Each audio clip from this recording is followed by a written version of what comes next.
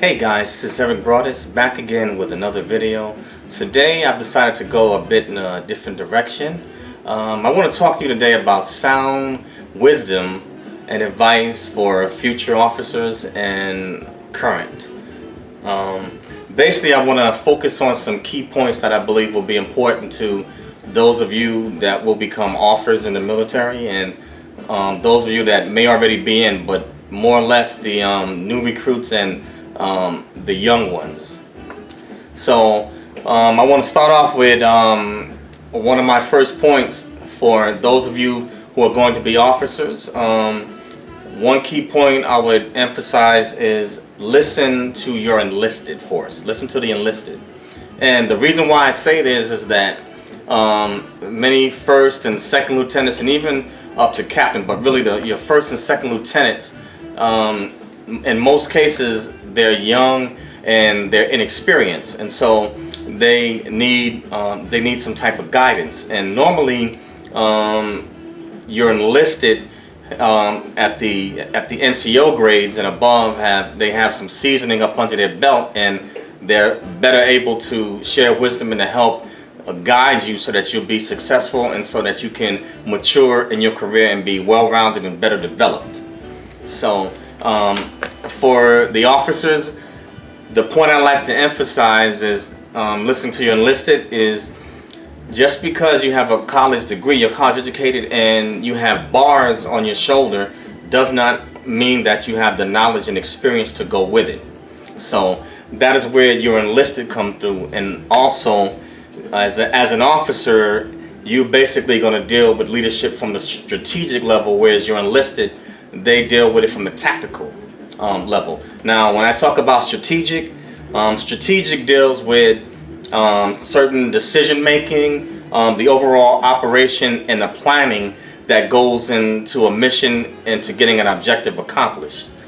The tactical level, which basically you're enlisted, they carry out the plan and the operation, they get the objective accomplished based on the decisions that you make.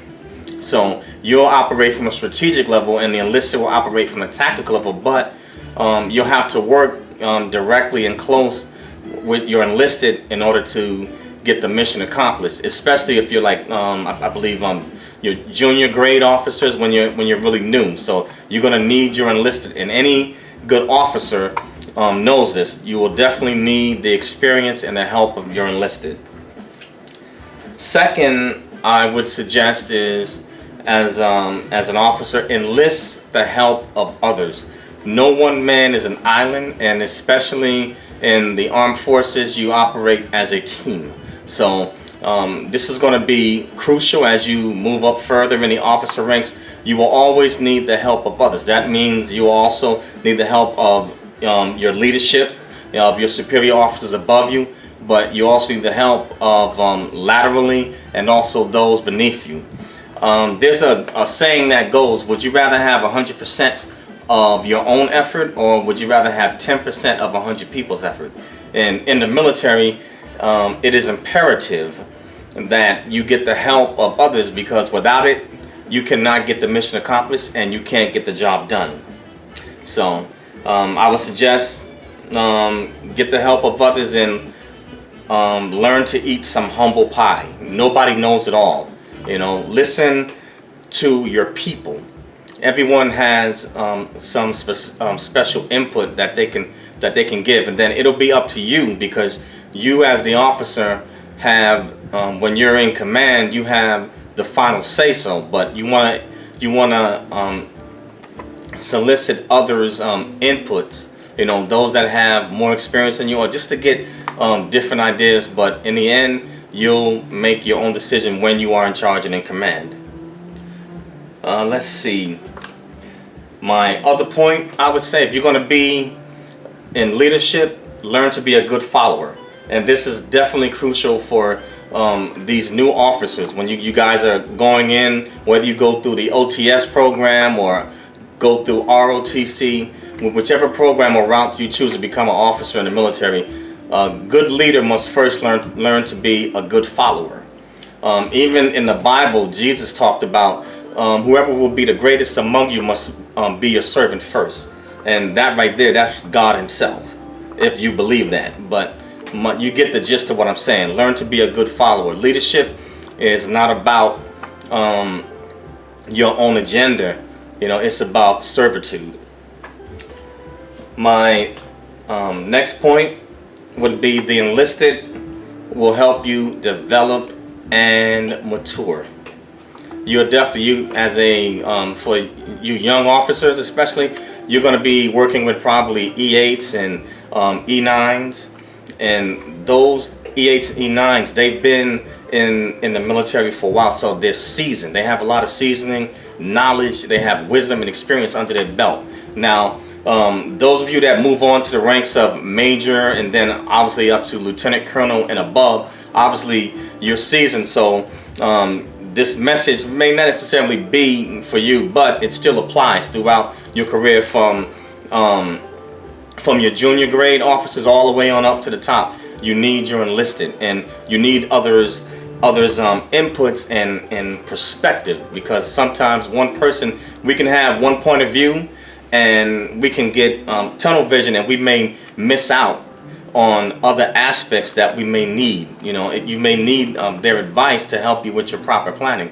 A good example would be if you decide to make a decision, right, and you don't have the input of others, you may totally miss the whole ball field. It takes a team.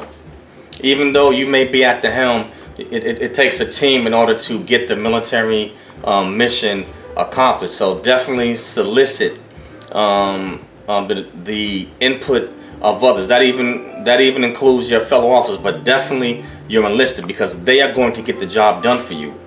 Another example is going to be who is more of the expert. You may have the power to make the overall decision, but your lowest ranking member tactically is going to be more of an expert, in terms of carrying out and getting the objective accomplished, because they do it every day.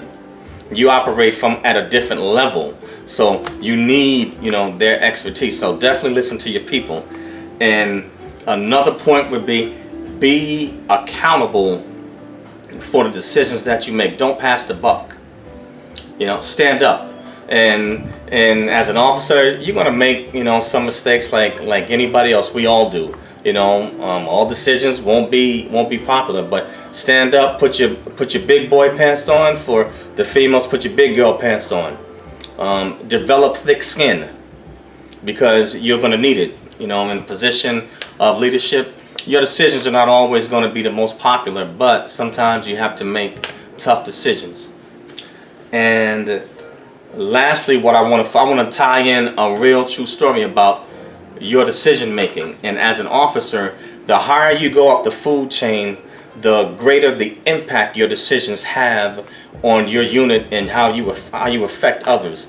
In peacetime or normal situations, certain things, decisions that you make, they may seem totally unimportant and irrelevant, but I'm gonna share a true story with you, and it is about planning and decision making.